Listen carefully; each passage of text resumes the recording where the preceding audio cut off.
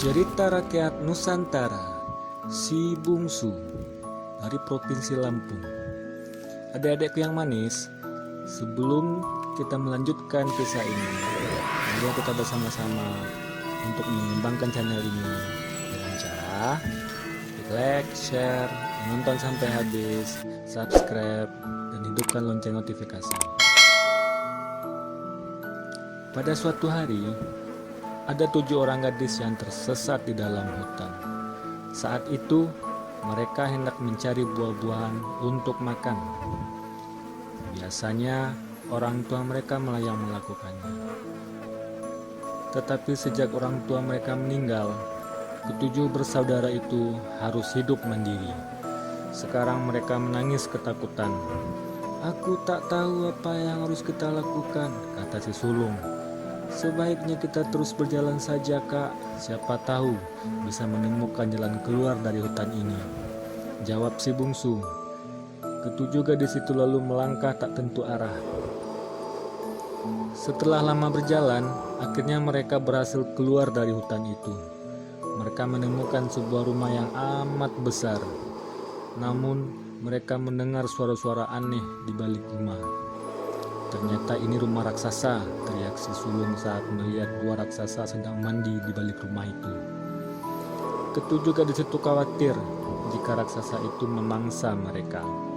Lalu mereka meminta bantuan pada seekor burung kenui untuk memasukkan kolang-kaling ke dalam sungai tempat raksasa itu mandi.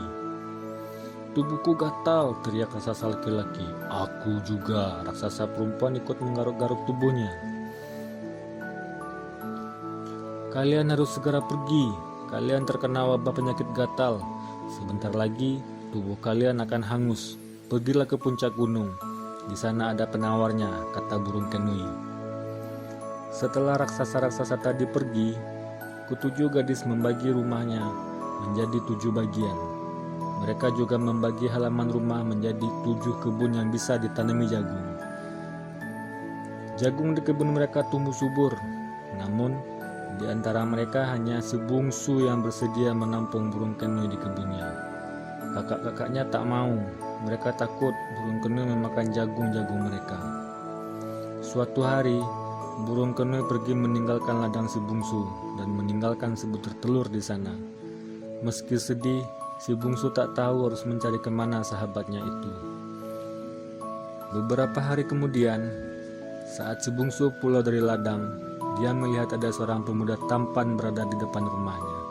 "Jangan takut, aku adalah anak burung kenui. Aku berasal dari telur itu," kata si pemuda sambil menunjuk cangkang telur yang sudah pecah. Pemuda itu lalu mengajak si bungsu untuk menikah. Mereka lalu hidup rukun dan bahagia.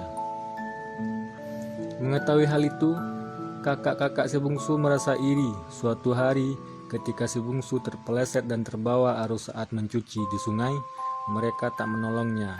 Mereka berharap si bungsu hanyut ke tempat yang amat jauh dan tak kembali lagi. Namun, si bungsu selamat. Tubuhnya ditelan ikan besar yang kemudian tersangkut di jaring seorang nenek-nenek. Saat nenek itu hendak memasak ikan, pisaunya tak mampu memotong-motong tubuh ikan itu. Nenek itu hampir putus asa.